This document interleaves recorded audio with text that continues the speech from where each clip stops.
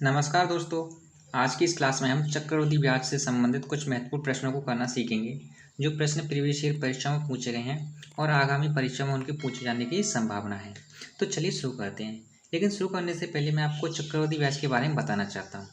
देखो, यहाँ पर एक नोट पॉइंट है कि एक साल के लिए जो हमारा चक्रवृद्धि ब्याज होता है यानी कंपाउंड इंटरेस्ट, वो सिंपल इंटरेस्ट यानी साधारण ब्याज के बराबर होता है एक साल के लिए। इस बात को आप याद रखना। अगर आपसे चक्रवृद्धि ब्याज में मिश्र धन पूछे तो मिश्र धन यानी अमाउंट, मिश्र धन बराबर होता है यानी अमाउंट बराबर प्रिंसिपल ब्रैकेट में 1+r/100 की पावर टी, जहाँ पर ए होता है हमारा अमाउंट यानी मिश्र धन, पी होता है मूलधन, आर होती है दर और टी होता है समय। अगर आपसे चक्रवृद्धि ब्याज निकालने को कहे तो चक्रवृद्धि ब्याज निकालने का सूत्र होता है पी यानी मूलधन ब्रैकेट में 1+r/100 की पावर टी -1। ठीक है। अब देखो, मैं आपको इन प्रश्नों को उस प्रकार से कराऊंगा जिसमें आपको इन दोनों सूत्रों में से किसी की भी जरूरत नहीं पड़ेगी। तो चलिए शुरू करते हैं। पहला प्रश्न है, राजेश ने 10% चक्रवृद्धि ब्याज पर 100 रुपये उधार लिए थे। 2 साल के बाद ऋण चुकाने के लिए उसे कितनी राशि का भुगतान करना होगा।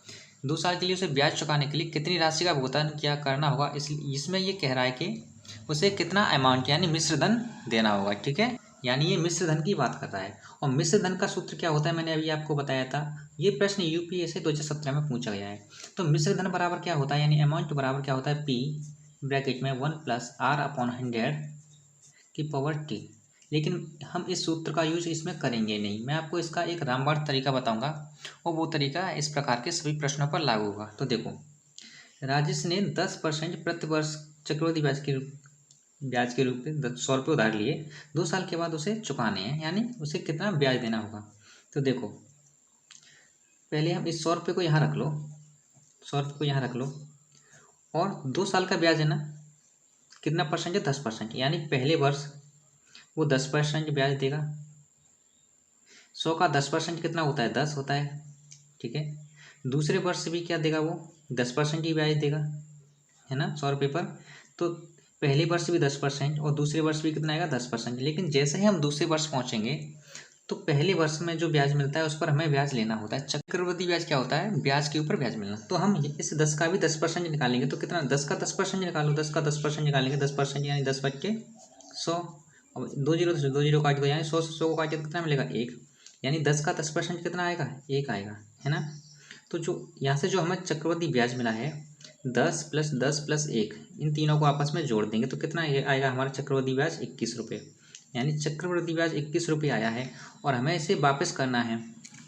तो वापस करते हैं तो क्या करते हैं हम, अमाउंट यानी मिश्र धन करते हैं। तो अमाउंट बराबर क्या आएगा, मिश्र धन बराबर होता है मूलधन यानी पी प्लस ब्याज यानी चक्रवृद्धि ब्याज। पी कितना है, मूलधन कितना है, 100 रुपये, और ब्याज कितना मिल रहा है, 21 रुपये। तो अमाउंट होगा, जब ये राशि को वापस करेगा तो कितने रुपये वापस करेगा, यानी 121 रुपये। यही हमारा राइट आंसर है, यानी ऑप्शन नंबर डी हमारा करेक्ट आंसर हो जाएगा।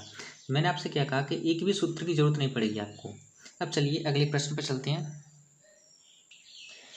देखो, अगला प्रश्न है, 8,000 रुपये की धनराशि पर 5% वार्षिक ब्याज की दर से 2 वर्ष का चक्रवृद्धि ब्याज ज्ञात करना है। इस चक्रवृद्धि ब्याज ज्ञात करना है तो हमें सूत्र की जरूरत नहीं पड़ेगी। मैं आपको सूत्र से इस सवाल को कराऊंगा ही नहीं। इस सवाल को हम देखो कंसेप्ट से करेंगे। 800 रुपये को पहले आप यहाँ पर लिखो, 8,000 रुपये लिख दिया। ठीक है, अब देखो इस 8,000 रुपये पर पहले वर्ष के लिए समय कितना दे रहा है, वो 2 वर्ष।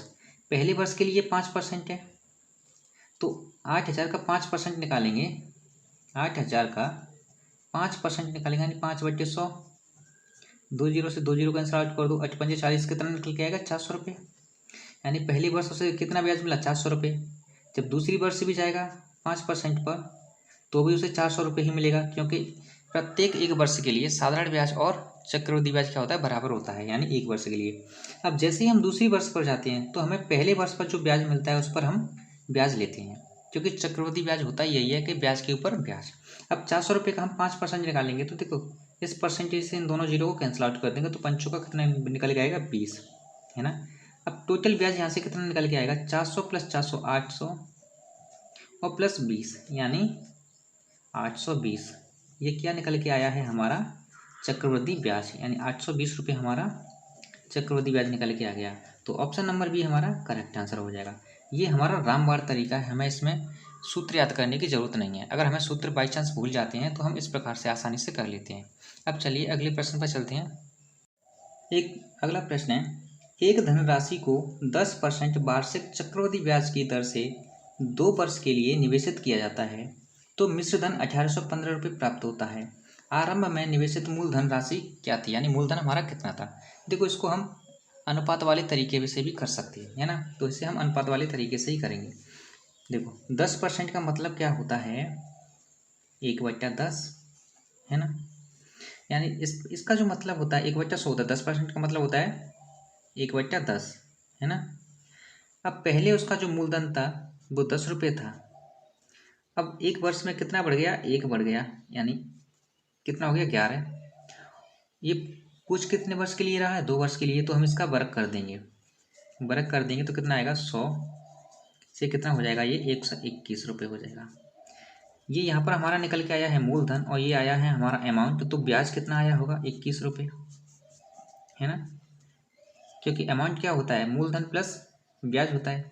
लेकिन जो अमाउंट निकल के आया है 121 रुपये, ये जो अमाउंट है ये किसके बराबर दिया रखा है, 1815 के। किसके बराबर, 1815 के, है ना। अब 1815 के बराबर दिया रखा है।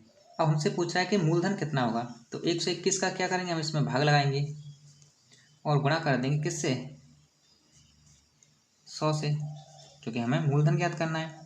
अब देखो, अब हम 121 इसमें भाग लगाएंगे तो इसमें भाग जाएगा 15 बार, कितनी बार, 15 बार, और 15 को गुणा कर देंगे 100 में। तो यहाँ से जो हमारा मूलधन निकल के आएगा वो निकल के आएगा 1500 रुपये। यानी जो हमने आरंभ में जो राशि लगाई थी वो कितने रुपये थी, 1500 रुपये।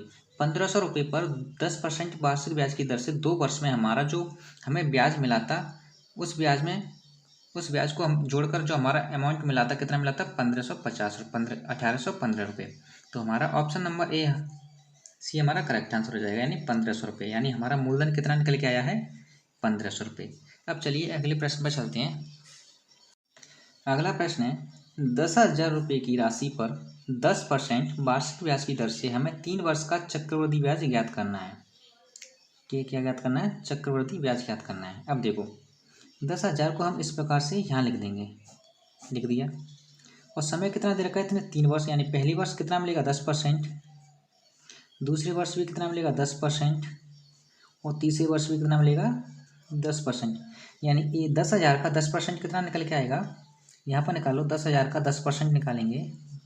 10% का मतलब परसेंट को हटाएंगे तो क्या आएगा, 100, और 2 जीरो से 2 जीरो कैंसिल आउट कर दो तो 100 का गुणा करेंगे 10 में कितना आएगा, 1000। यानी 10,000 का 10% निकालेंगे, पहले वर्ष कितना मिलेगा, 1000, दूसरे वर्ष भी 1000 निकलेगा, और तीसरे वर्ष भी 1000 निकलेगा। लेकिन ये क्या है, ये तो हमने साधारण ब्याज निकाला है। अब चक्रवृद्धि ब्याज निकालने के क्या करेंगे, जब जैसे देखो यहाँ पर 1 वर्ष के लिए चक्रवृद्धि ब्याज और साधारण ब्याज तो समान होता है। जैसे ही हम दूसरे वर्ष पे जाते हैं तो हमें 10% निकालना होगा, किसका, 1000 का। 1000 का 10% निकालेंगे, कितना निकलेगा, 100 रुपये, कितना निकलेगा, 100 रुपये।